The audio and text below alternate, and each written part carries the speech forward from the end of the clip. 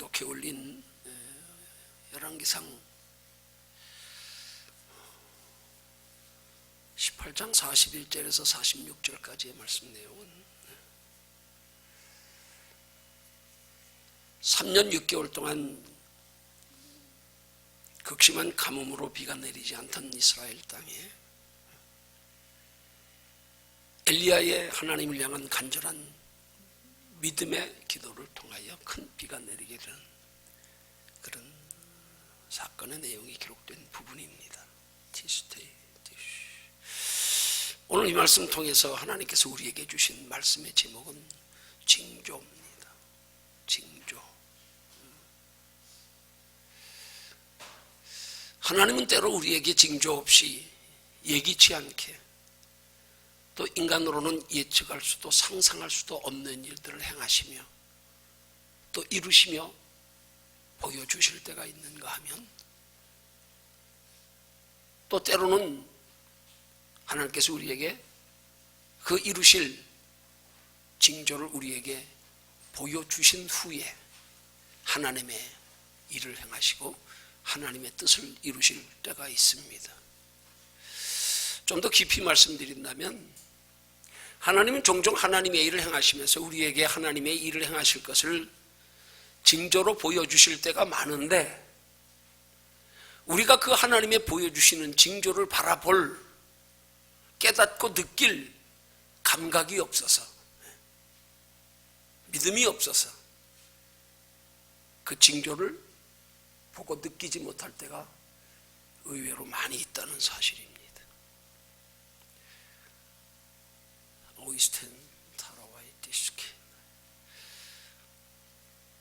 하나님은 이 우주 만물의 모든 생명체를 창조하시면서도 우리에게 하나님의 살아계신 증거, 징조를 지금도 보여주고 계시는데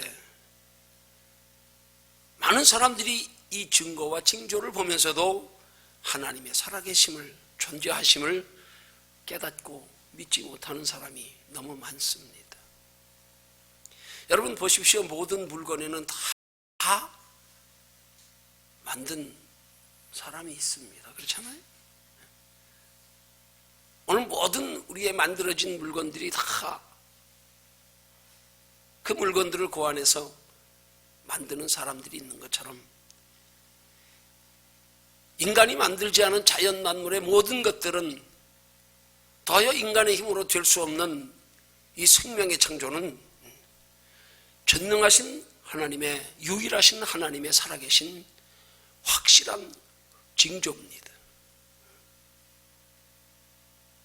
근데 많은 사람들이 이 하나님의 징조를, 이 확실한 징조를 우리의 눈에 보이지 않는다고 그 하나님이 더하여 하나님이 보여주시는 그 자연 만물의 징조들을 통해서 하나님의 살아계심을 우리 눈으로 분별하여 깨닫지 못한다고 하나님의 존재를 부인하고 있는 사람들이 얼마나 많습니까? 그걸 깨달아 아는 게 믿음입니다. 그걸 깨달아 아는 순간부터 우리의 인생은 정말로 가치 있는 행복한 인생의 시작이 되는 겁니다.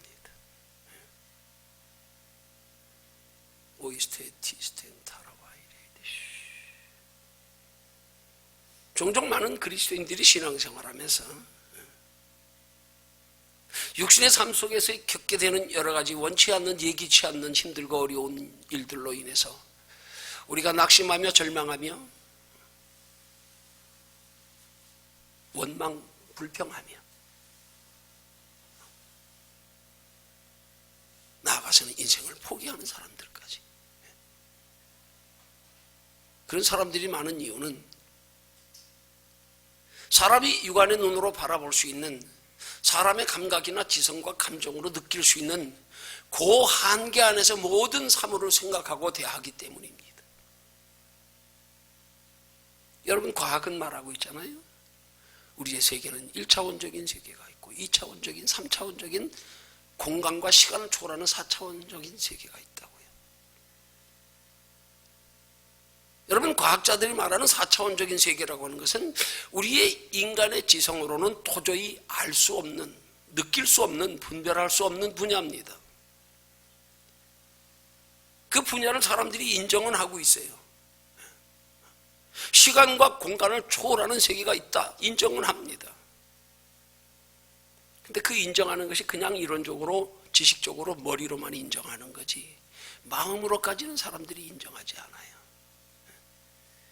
그걸 인정할 때 우리의 시선은 보이지 않는 것에도 관심을 가져야 하는데, 보이지 않는 우주 만물을 창조하신 유일하신 하나님이 계시는데, 이걸 시간과 공간을 초월하는 4차원의 세계는 존재함을 알고 인정하고 시인하고 믿으면서도 그 우리의 시간과 공간까지 초월하시는 우주 만물을 다 실으시는 하나님은 깊이 생각지 아니하고 인정하지 않는 것, 그게 불신앙입니다. 오늘 말씀의 제목이 징조입니다.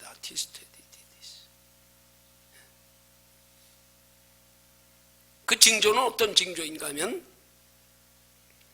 하나님께서 우리로 살아계시는 하나님을 깨달아 알게 만들기 위한 징조입니다. 그 전능하신 영원하신 유일하신 하나님을 알고 믿어서 우리 인생을 정말 가치 있게 영원히 행복한 삶을 살게 하시려고 하나님 자신을 우리에게 나타내 보이시는 또 한 가지의 수단과 방법이기도 합니다. 그 징조는 관심 있는 사람들에게만 보여지고 느껴집니다.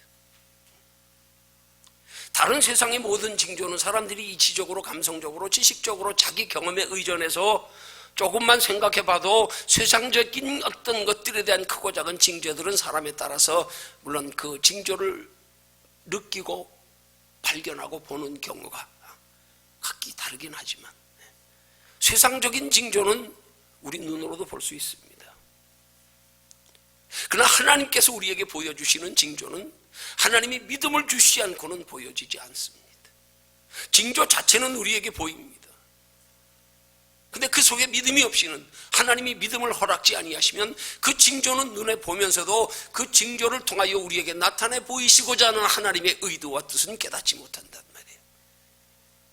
그래서 얼마나 많은 경우에 하나님의 형상으로 창조함, 지음받은 인간들이 하나님이 우리에게 나타내 보이신 여러 가지 자연 만물을 비롯한 여러 가지 징조들을 보면서도 그 속에 숨어있는 하나님의 뜻, 계획, 원하시는 것을 발견하지 못한 채 불신앙으로 살아가고 있는 사람들이 얼마나 많은지 모릅니다.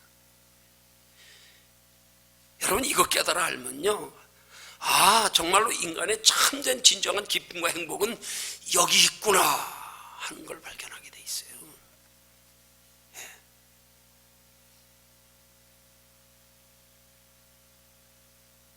우리 인간이 눈에 보이는 세상 것으로 기쁨과 행복과 만족과 즐거움을 추구하며 살아가는 삶의 신앙생활, 삶의 생활은 인간 자체가 우리를 창조하신 하나님의 영적 영원한 존재에 대한 인식이 없어서, 깨달음이 없어서, 보지 못해서 우리가 한정해 놓은 인생의 최고치의 행복일 뿐입니다.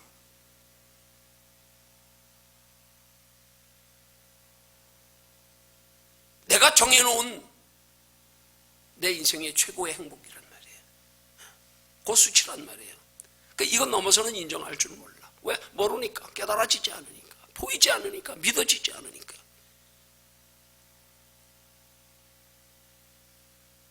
그렇지만 하나님께서 우리 인생을 창조하시며 우리에게 예비해 두신 인생의 참된 행복은, 진정한 행복은 우리가 수치를 정해놓은 육신으로 잠깐의 살아가는 삶 속에서의 행복, 그 기준과는 차원이 다른 거란 말입니다. 이걸 발견하고 깨닫는 순간에 우리 인생은 진짜 가치 있고 행복한 순간이 되는 거예요. 인생이 되는 거란 말입니다. 이걸 깨달아서 우리 인생의 진정한 행복과 만족과 기쁨과 즐거움을 추구하며 살아가려면 하나님을 만나야 됩니다. 하나님을 찾아야 합니다. 여러분, 어떤 징조는요, 징조라는 단어의 의미가 뭐예요? 사전적 의미를 정의하면 어떤 일이 생길 조짐, 그걸 징조라 그래요. 이 징조는요, 어떤 일이 생길 조짐에 대해서 보편 사람들은 그 조짐이 뭔가 그 조짐에 관심을 가지고 있는 사람들, 혹은 자신이 어떤 일에 대한 기대를 가지고 있거나 소망을 가지고 있는 일에 어떤 징조가 보일 때요, 기대와 소망이 있는 사람들은 그 징조를 빨리 느낍니다. 근데 그런 자기가 바라는 어떤 일이나 자기가 관심을 가지는 어떤 일에 대해서 기대와 소망이 없는 사람은 징조가 앞에 보이는데도 잘 분별하지 못하고 느끼지 못하고 깨닫지 못합니다. 하나님은 우리 인생에 영원한 행복을 주시려고 우리의 삶 속에 여러 가지 징조들을 우리에게 보여주시는데, 우리가 하나님이 예비해 두신 그 영원한 행복에 대하여 관심과 기대와 소망이 없는 사람들은 그 징조를 보고도 못 깨닫는다니까요. 그걸 한마디로 말하면 무감각화되는 거예요. 사람의 감각은 육신적인 감각이 있는가 하면, 우리의 감정적인 감각이 있는가 하면 한 단계 더 높은 차원에서는 영적인 감각이 있단 말이에요. 근데 많은 경우에 그리스도인들이 육신적인 감각 혹은 내 감정적인 감각, 이런 감각에는 민감한데 더 한 차원 높은 영적인 감각에 영 민감하지 못하단 말이에요. 이 영적인 감각이 살아서 하나님의 살아계심이 느껴지고 믿어지고, 이 영적인 감각을 통하여 하나님이 우리의 삶 속에서 자주 보여주시는 여러 가지 유형의 그런 징조들, 거기에서 하나님은 우리가 하나님을 아는 믿음을 가지기를 원하시며 때로 우리 삶에 많은 징조들을 보여주시고 있다는 사실. 그래서 우리가 정말로 하나님 편에서 조금만 관심 가지고 살펴보면 하나님을 우리에게 나타내 보이시는, 우리와 함께 하시는 하나님, 살아계시는 하나님, 영원히 존재하시는 하나님의 징조들이요, 이 우주 만물의 지구상에 얼마나 곳곳에 많이 편재되어 있는지 모릅니다. 우리가 관심이 없어서 그래요. 어떤 면에서 믿음은 이 관심에서부터 출발하는 거예요. 영적인 관심에서부터. 영적인 관심을 가진 사람은 그 하나님이 느껴집니다. 믿어집니다. 말로만 듣던 그 하나님에 대한 호기심이 생깁니다. 궁금증이 생깁니다. 하나님 정말 살아계실까? 정말 존재하실까? 그분은 어떤 분이실까?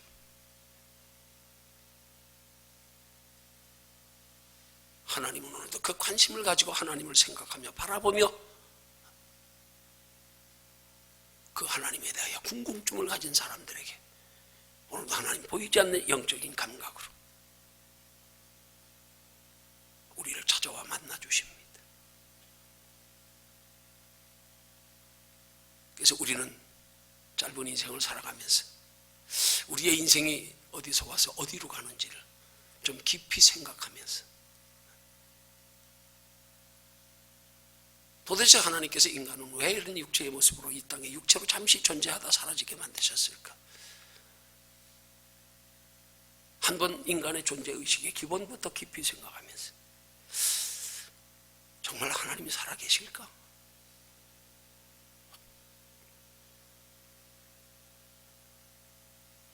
내 인생이 어디서 와서 어디로 가는 걸까? 여기에 대한 인간의 존재의 근본 궁금증부터 출발해서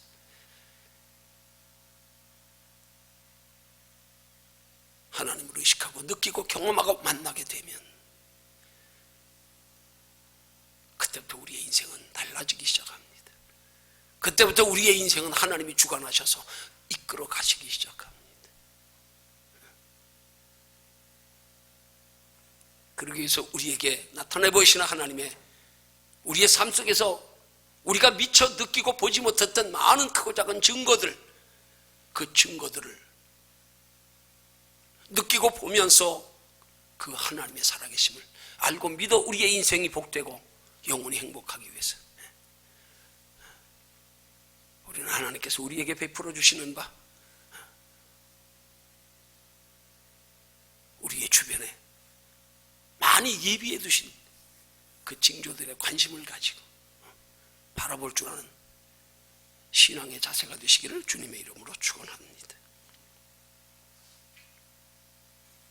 하나님은 관심과 기대와 소망이 있는 자들에게 그 관심과 기대와 소망이 있는 부분에 대해서 깊이 알게 하시고 깨닫게 하시고 경험하게 하십니다. 여러분, 세상의 모든 분야도 그렇잖아요. 그가 얼마나 그 분야에 관심이 있는가, 기대와 소망이 있는가, 그 관심과 기대와 소망의 정도에 따라서 그 분야를 누구보다도 더 깊이 알고 더 깊이 느끼고 더 그 속에서 존재의 가치, 의미를 부여하고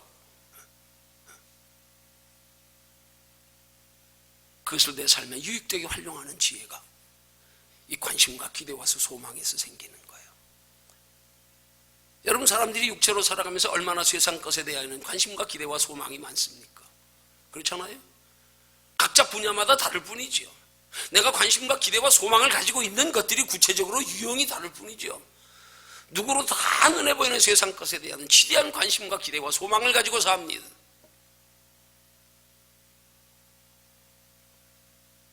거기에 비해서 하나님의 형상으로 창조되어지고 하나님의 은혜로 믿으면서 하나님의 존재가 깨달아지고 믿어지고 하나님의 사랑에 있어서 내 삶을, 내 인생에 가장 궁극적으로 본질적으로 가장 가치 있고 즐겁고 행복하게 살아갈 수 있도록 나를 인도해 가시는 하나님을 만난 사람들은 그 우리의 기대와 관심과 소망이 하나님의 존재를 모르는 사람들과 달라야 된다는 사실을 알아야 돼요. 이게 달라져야 하나님을 제대로 만날 수 있는 거예요. 이게 달라지지 않은 채로 하나님을 이해하고 알려고 하니까 이건 마치 3차원에 속해 있으면서 4차원에 속한 세계에 내가 들어가기를 원하고 4차원에 속한 세계에 내가 거기에 어떤 영향을 받기를 원하고 그것과 똑같은 거예요.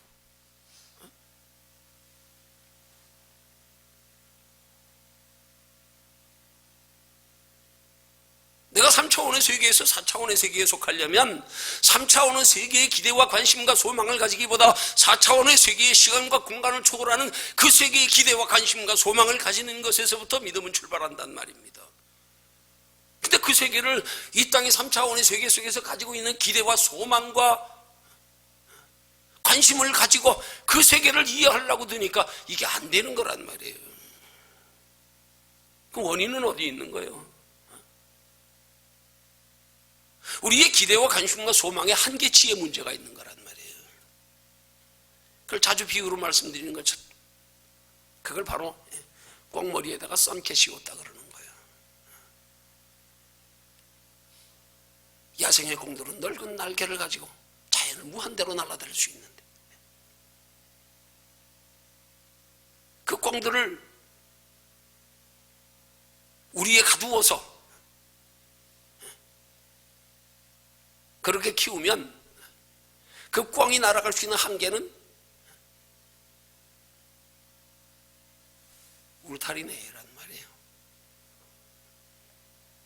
어떤 사람이 꿩을 양식하면서 꿩들이 좀 야생에 가깝도록 본능적으로 그렇게 활발하게 움직이고 날아다니며 키우면 사람들이 먹기에 더 육질이 좋은 운동량이 많아서 그런 꿩을 키울 수 있지 않을까 이렇게 생각하면서 연구하다가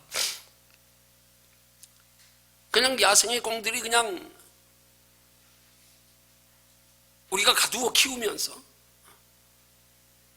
그 가두어 키우는 속에서 마음껏 자유롭게 날아다니게 하려고 하면은 그 얼마나 큰 우리가 필요하겠어요. 경비가 얼마나 많이 들겠어요. 그래서 연구한 끝에 그가 고안해낸 아주 기발한 방법, 그가 발견해낸 기발한 방법, 그게 바로 꿩 머리에다가 선캡을 씌우면 그 조그만 꿩 머리에 맞는 선캡을 딱 씌워가지고 창을 나온 선캡을 씌워서 꿩이 눈에 보이는 시선 거기까지만 보이고 그 위에 보이지 않게 하면 꿩이 자기가 보이는 시선까지만 날아가다가 도로 앉는다는 사실을 발견한 거예요. 그래서 야생의 꿩을 키우면서 이 선캡을 하나 딱 씌워 놓으니까 그 꽁이 마음대로 날아다닐 수 있는 그 지붕, 그 높은 그 망을 할 필요가 없네. 경비가 그만큼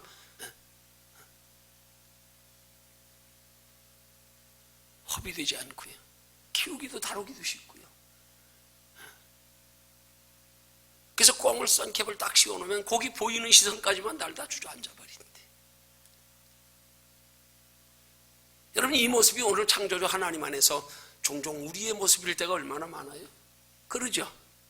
우리 인간의 시선으로, 우리의 인간의 경험으로, 우리의 상식으로, 우리의 지식으로 우리가 보여지는 것 이상의 건 인정하지 않는 것. 거긴 추구하지도 않고 생각하지도 않고, 그것을 내 인생의 전부다, 그것을 내 인생의 진정한 가치다, 행복이다, 그렇게 여기며 살아가고 있는 인간들, 그게 불신앙의 사람들이란 말이에요. 아무리 예수 믿어도 마찬가지입니다. 그것은 그렇게 보이지 않게 내 시야에 내 상식과 내 경험과 내 지식의 한계에 선캡을 씌워놓으면 더 이상 깊은 세계는 발견하지 못합니다. 경험하지 못합니다. 그 한계에 넘어선 인간이 추구하는 행복보다도 더 비교할 수 없이 크고 영원한 행복, 그거 맛볼 수 없습니다.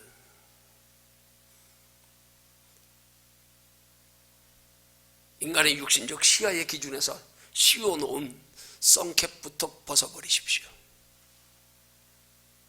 그때부터 하나님을 만날 수 있습니다. 경험할 수 있습니다. 느낄 수 있습니다. 이 시대에 얼마나 많은 그리스도인들이 영원한 하나님의 나라가 있음을 안다고 하면서도 여전히 우리의 육신의 시선은 세상 것에 두어서 그 하나님의 나라의 진정하고 영원한 가치, 그 하나님의 나라의 영원하고 진정한 행복 맛보지 못하며 살아가고 있는 세속적인 그리스도인들이 얼마나 많은지 모릅니다.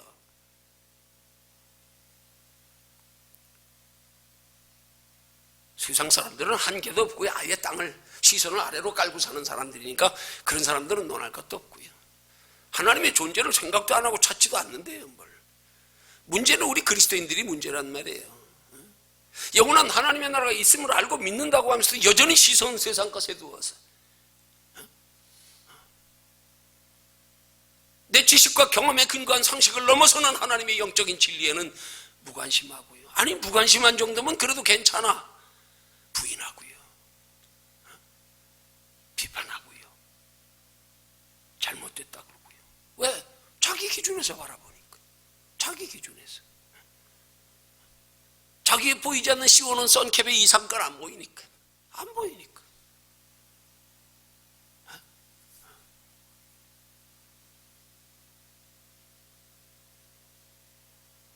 하나님을 깊이 만나서 정말로 우리 인생이 어디서 와서 어디로 가는지를 알고 진짜 우리 인간이 추구하고 누려야 할 진짜 참된 행복이 어디에 있는지를 좀 알기 위해서 하나님이 우리에게 징조로 보여주시는 것들을 잘 분별하고 느낄 줄 아는 지혜가 있으시기를 주님의 이름으로 축원합니다. 그걸 믿음이라 그러는 거예요. 그걸 믿음이라 그러는 거예요. 여러분, 믿음을 어떻게 개념 잡으십니까? 믿음을 뭐라고 생각하세요? 그냥 단순하게 천국이 있다 없다, 이게 믿음 있는 거고 믿음 없는 겁니까? 하나님이 존재하신다 존재하지 않으신다, 그게 믿음 없는 거고 믿음 있는 겁니까?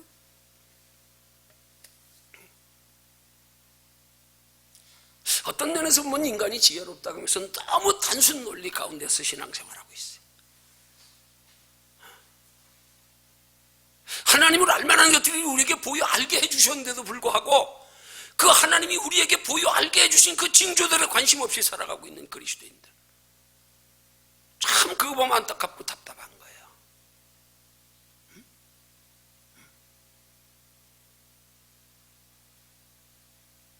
깊이 생각해 보십시오. 잘 살펴보십시오. 전제는 하나님의 존재의식을 가지고 정말 하나님 살아계실까? 그 존재의식을 전제로 깔고 한번 자연만을 깊이 살펴보리니까요, 내 삶에 예기치 않게 일어나는 일들에 대해서 깊이 한번 생각해 보시고요, 그 모든 것들이 다 하나님께서 우리에게 믿음을 주시기 위한 하나의 징조의 수단이라는 사실을 깨닫고 발견하는 지혜가 있으시기를 주님의 이름으로 축원합니다. 자, 그러면 오늘 이런 징조를 통하여 엘리야 선지자가 하나님 앞에 믿음의 모습을 보일 수 있었던, 하나님이 함께 하시는 하나님의 전능하심을 경험할 수 있었던, 기적을 체험할 수 있었던, 이스라엘 땅에 3년 6개월이나 극심한 가뭄 가운데 비가 오지 않던 그 이스라엘 땅에 비를 내리게 했던 엘리야의 믿음은 어떤 믿음인가? 그 믿음을 한번 살펴보려고 합니다. 그 믿음이 우리의 믿음 되는 순간부터 우리의 인생도 정말 가치 있고 행복한 그런 인생 될 수 있습니다. 우리가 그동안 보아왔던, 우리가 그동안 느껴왔던, 우리가 그동안 바라왔던 어떤 우리의 한계, 그 한계를 뛰어넘는 무한한 한계 속에서 그 한계에 대한 진실의 발견 때문에 이 땅에서 육체로 잠깐 살아가는 인생조차도 야, 보람 있다, 가치 있다. 여기서 사소한 육신의 것들에 울고 웃고 하지 아니하고, 전에도 말씀드렸지만, 종종 말씀드리지만, 우리 예수 믿는 사람들은요, 우리가 뭘 억지로 하지 말아야 되고 뭐 억지로 어떻게 해야 되고 이게 아니에요. 이게 아니에요. 더 큰 걸 발견하면은요, 우리가 그렇게 매여있던, 우리가 그렇게 의식하고 살았던, 눈에 보이던 모든 것들이요, 더 크고 영원한 걸 발견하고 깨닫고 믿어지면, 체험하면 상대적으로 무관심해지는 거예요.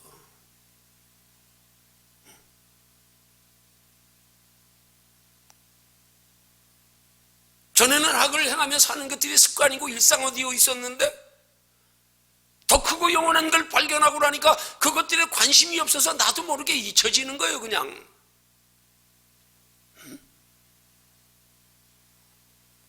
그 신앙은 선을 추구하는 게 아니에요.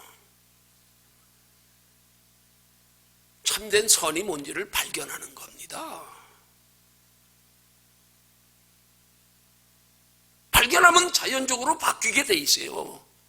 잊혀지게 돼 있어요. 무관심하니까요.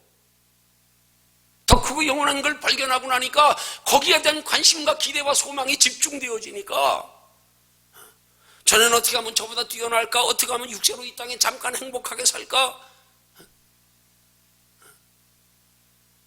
어떻게 하면 남들에게 인정받을까? 인간관계, 눈에 보이는 세상 속에서의 모든 기준이 바뀌어버리고 나니까 이 짧은 인생을 살아가는 삶의 기간은 그냥 나도 모르게 초월되는 거예요. 물론 초월돼도 우리는 육신에 속하여 이 세상에 삽니다. 뭐가 초월되느냐? 우리의 마음이 초월되니까 이런 것들에 대해서 우리의 마음이 상처받질 않아. 무관심해지니까. 좀 육신적으로는 힘들고 어려운 일인데도 저는 이렇게 힘들고 어려운 일은 생기면 두렵고 걱정되고요, 잠 못 잤는데 무관심해지니까 금방 잊혀져요. 저는 남보다 누리지 못하면 그것 때문에 자존심 상하고 부끄럽고 어떻게 하면 나도 저들 못지않게 누릴까 고민하며 살았는데, 관심과 기대와 소망이 바뀌고 나니까 뭐 봐도 덤덤해. 뭐 그 사람들 봐도 그렇게 부럽지도 않고요. 아니, 한 단계 더 깊이 들어가면 그 사람 보면 오히려 불쌍한 생각이 들어. 안 됐다.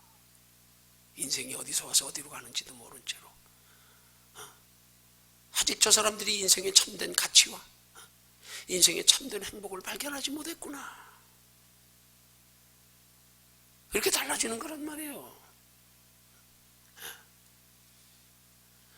여러분, 종교는 행복을 추구하는 거지만 신앙은 행복을 발견하는 겁니다. 하나님 만나면 발견되는 거예요.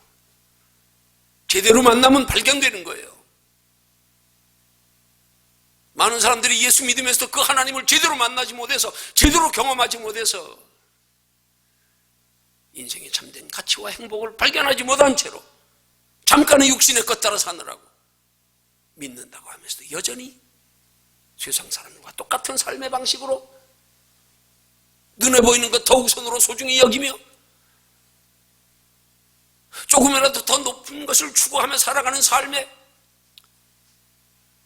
거기에 가치를 부여하고 그것 위에서 살아야 하는데 여전히 육신의 것을 기준으로 육신의 것에 조금만 걸림이 되면, 방해가 되면, 지장이 되면, 이해가 되지 아니하면 그 높은 영적인 4차원의 성격을 거두어버리는 신앙생활. 이게 얼마나 미련한 겁니까 이게. 인간은 그렇게 살라고 창조된 존재가 아니에요. 유독 인간만 하나님의 형상으로 창조되었단 말입니다. 유독 인간만이요. 우주 만물의 어느 생명체보다도 인간은 독특한 존재란 말입니다. 하나님의 형상으로 지음받은 인간. 그러면 하나님의 형상으로 지음받은 인간답게 살려면 그 하나님의 형상으로 우리를 지으신 하나님의 성품을, 하나님의 뜻을, 하나님의 섭리를, 하나님의 계획을, 이걸 정확히 알아야지요. 그래야 바른 신앙생활이 되는 거지요. 얼마나 많은 성도들이 신앙생활하면서 이런 부분에 관심이 없어. 그저 기껏 믿으면서 이 땅의 행복이나 바라고, 잠깐의 것으로나 보상받길 바라고, 눈에 보이는 이것 가지고 하나님을 비교하고 앉았고. 그러니까 우리 눈에 선캡 씌워놓고 눈 감고 하늘 쳐다보는 거예요. 눈 감고 하늘 쳐다보면 선캡 쓴 것보다 더한 거지. 뭐가 보여요? 눈 감고 하늘 쳐다보면 땅도 안 보이는 거예요.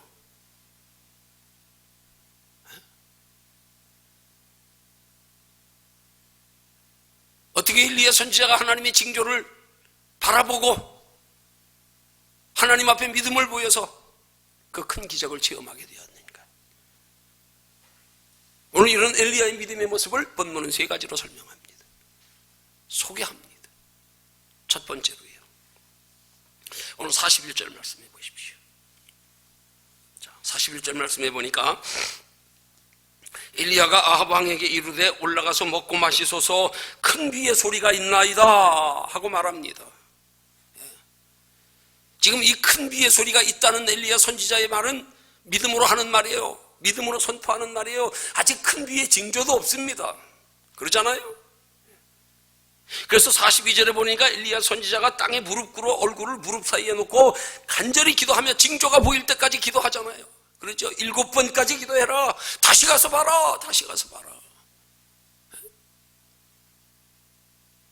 엘리야 선지자는 하나님 앞에 징조가 보일 만한 믿음을 먼저 하나님께 보이고 있는 거예요. 지금 아직 징조가 보이지 않지만 하나님이 반드시 비 내려주신다 믿습니다.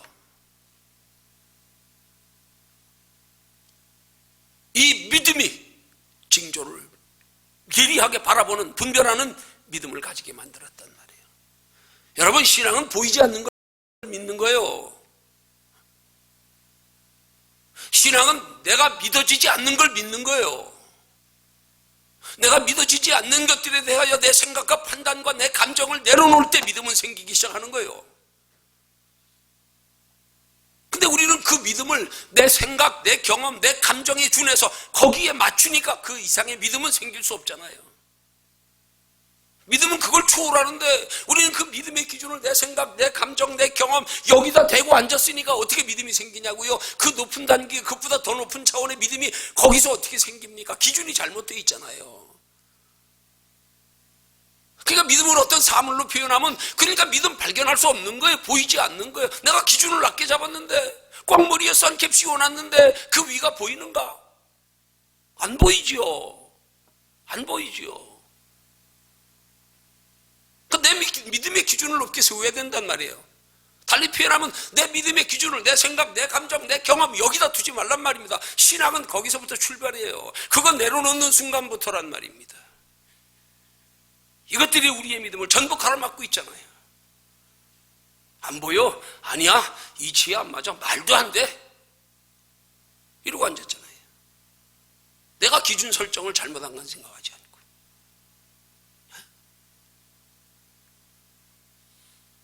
3년 6개월 동안 극심한 가뭄에 지금 비가 내릴 징조라고는 하나도 없습니다. 근데 엘리야 선지자는 믿음으로 선포합니다.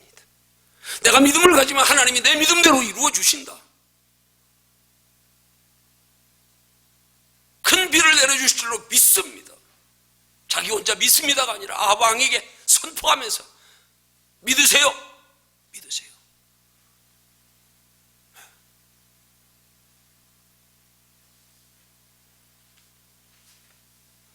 그러면 엘리야 선지자에게 이런 보이지 않는 것에 대한 믿음이 어디서 생겼을까요? 이게 중요하지요. 어디서세요? 그 앞선 체험에서 생겼단 말입니다. 앞선 체험에서.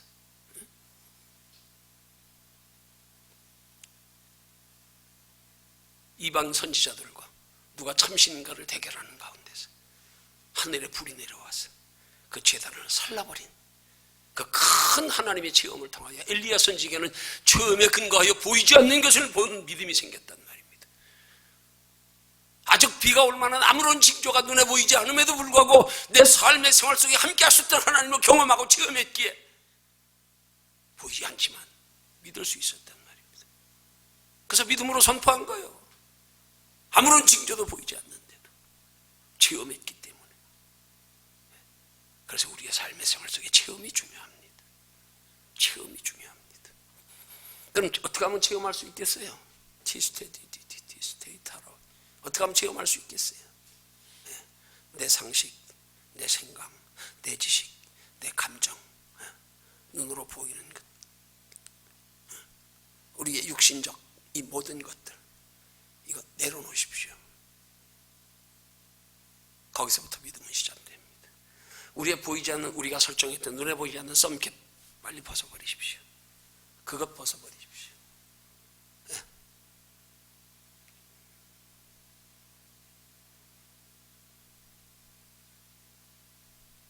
하나님이 형상으로 창조하신 하나님의 존재에서부터 깊은 묵상을 한번 해보십시오.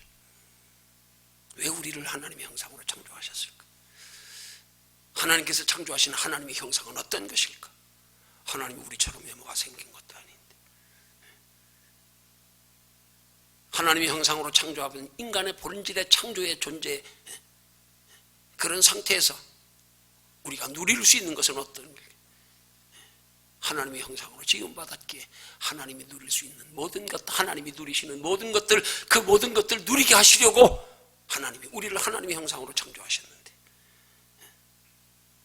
영원하신 보이지 않는 하나님의 존재, 그 존재의 생명, 그 형상으로 우리를 창조하신 것은 영원한 보이지 않는 그 무한한 그것으로 우리의 인생의 행복을 위해서 창조하셨다는 사실. 이렇게 생각에 출발이 되면 우리 믿음의 관점은 달라지기 시작하는 거예요. 여러분, 종교와 신앙은 엄연히 달라요. 기독교는 종교가 아니에요. 신은 유일하신 하나님 한 분밖에 없어요. 믿지 않는 사람들이 신이라고 주장하는 존재는 신이 아니에요. 그건 성경적으로 천사장 루시퍼가 타락한 사탄, 마귀, 귀신, 영적 존재들이요, 4차원의 영적 존재들이요, 신 아닙니다. 신은 유일신 하나님 한 분밖에 없어요. 근데 이 존재를 모르니까 신적인 존재와 영적인 존재의 구분과 차이가 없으니까, 이걸 모르니까 하나님 이외에 다른 것도 신이라고 믿고 섬기고 있잖아요. 그건 신 아니에요. 하나님이 창조하신 천사가 타락한 영적 존재예요. 똑바로 알고 신앙생활 해야지.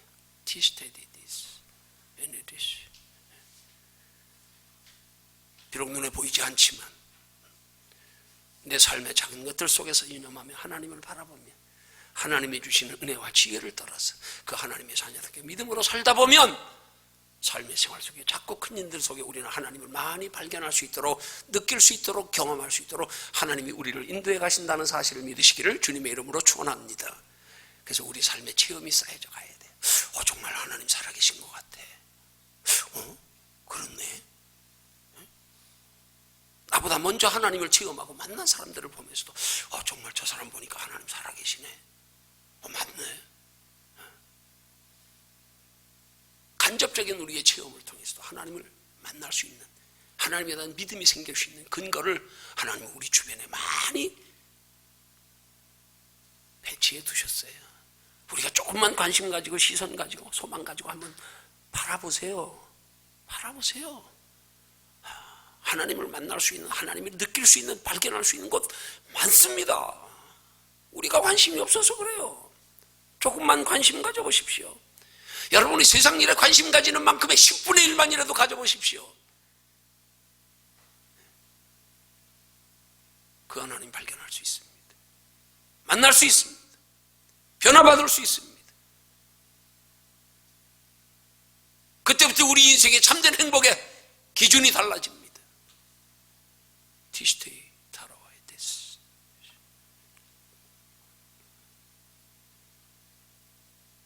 두 번째로 엘리야 선지자는 그 믿음을 가지고, 보이지 않는 것의 체험에 근거한 믿음 가지고 이제 하나님 앞에서 내 삶에 지금 직면한 문제 가지고 다시 한번 또 하나님을 만나고자, 다시 한번 하나님을 체험하고자, 그 체험을 통하여 하나님의 영광이 드러나게 하고자 이제 간절히 기도를 시작합니다.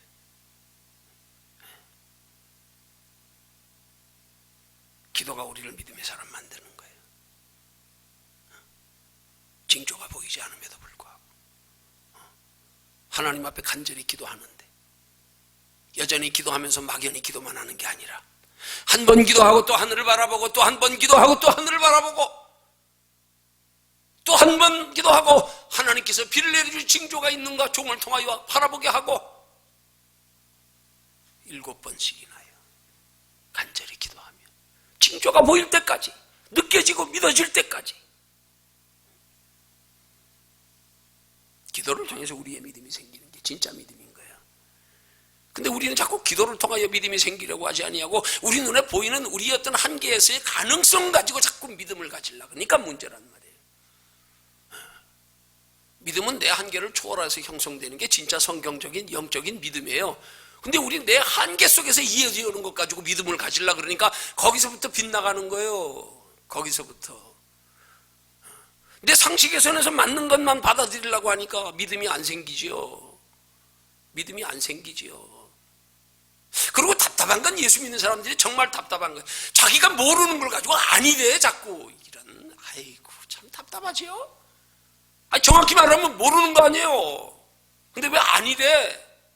모르는 거 가지고. 내가 아직 경험하지 못해서, 보지 못해서, 알지 못해서 모르는 거 아니에요. 왜 모르는 걸 아니라고 완악한 마음으로 고집부리고 앉았어요? 왜 남을 함부로 판단하고 앉았어요? 왜 남을 무시하고 앉았어요?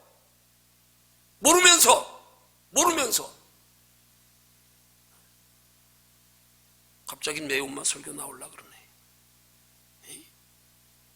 무식하면 용감하다고. 에이? 모르면서 뭘 판단합니까? 모르면서.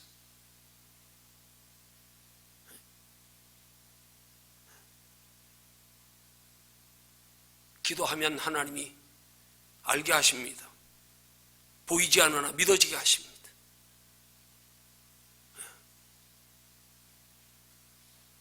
기도가 하나님을 깊이 알아가는, 하나님을 향하여 믿음이 생겨지게 하는 통로입니다. 하나님 한번 알기 원해서, 경험하기 원해서, 느끼기 원해서 한번 기도해 보십시오. 그럼 기도 어떻게 해야 됩니까? 복잡하지 않아요. 무슨 주문 외우듯 형식이 있는 거 아니에요. 순서가 있는 거 아니에요. 표현을 어떻게 하는 게 달린 게 아니에요. 정말 여러분 하나님 한번 느끼고 의식하고 만나보기 원하거든 그 마음 가지고 그냥 하나님께 생각을 물어보십시오. 보이지 않는 하나님의 존재에 대해서. 나도 한번 만나보고 싶은데, 나도 한번 경험하고 싶은데, 정말 내 인생의 본질, 내 인생이 어디서 와서 어디로 가는가 한번 나도 좀 깊이 한번 이런 계기를 통해서 한번 생각해보고, 하나님 정말 계시는 건가요? 계시거든 나한테 좀 한번 좀 알려줘 보세요. 좀 느끼게 해줘 보세요. 어렵게 생각하지 마세요. 그러기 위해서 먼저 하나님 앞에 나 좀 내려놓으십시오. 내 기준 좀 내려놓으십시오. 그거 내려놓고 찾으면 돼요.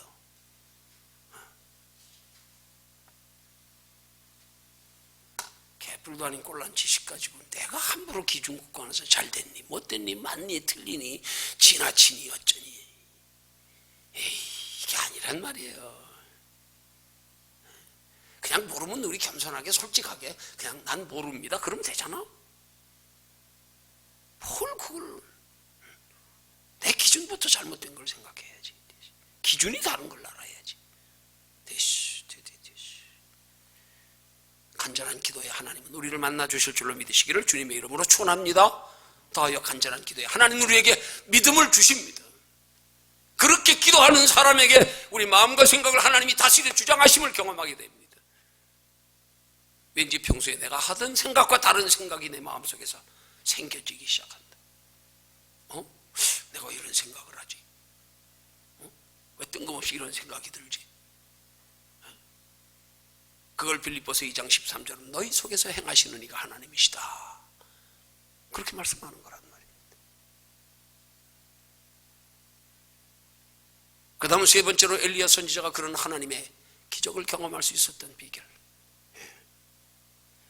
44절의 말씀에 보면 이제 종을 통하여 7번째 이르러서 바다에서 사람의 손만한 작은 구름이 일어나는 걸 보고는 듣고는 믿음의 반응을 보입니다. 기껏해야 주먹만한 작은 구름 하나 보였어요. 멀리 바닷끝 하늘에서 주먹만한 구름 하나 보였단 말입니다. 그런데 당장이라도 큰 비가 소나기가 쏟아질 것처럼 달려갑니다. 달려갑니다. 이걸 믿음의 반응이라 그러는 거예요. 믿어지면 머뭇거리지 마십시오.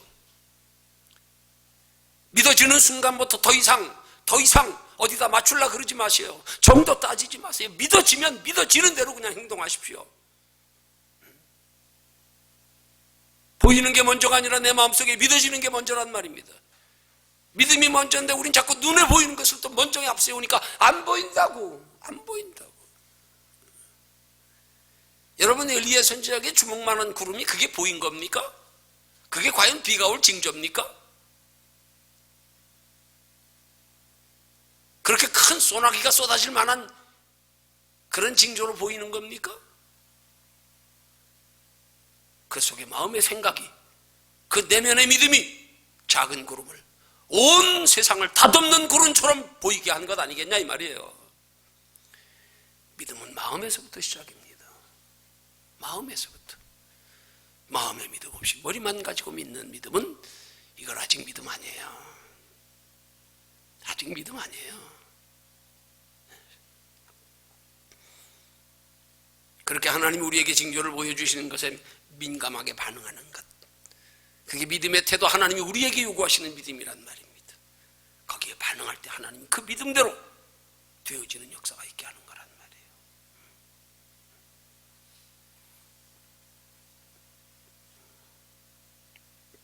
여러분, 성도의 신앙생활은요, 결론 맺으려 합니다. 시간이 됐네. 성도의 신앙생활은 땅의 것으로 하늘을 준비하며 사는 거예요. 이게 신앙생활의 본질이에요. 근데 우리 자꾸 땅의 것으로 땅만 준비하며 살려고 그러잖아. 이건 신앙생활 아니야. 이건 종교생활이지. 이건 육신을 위한 생활이지. 영혼을 위한, 영원한 우리의 영원한 생을 위한 신앙생활 아니란 말이에요. 성도의 신앙생활은 육신 내일이 아닌 영원한 내일을 준비하며 사는 거예요. 영원한 내일이요. 육신의 내일에 대한 소망이 아닌 영원한 내일에 소망 두고 사는 거예요. 그러면 이 땅에서도 행복해진다니까요. 그렇게 한번 살아보세요.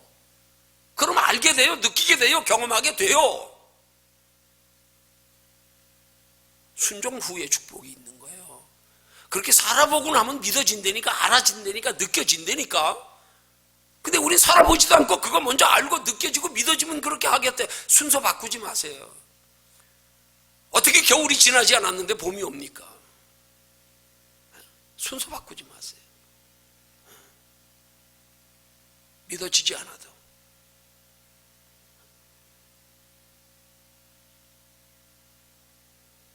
먼저 행동하라고요. 먼저.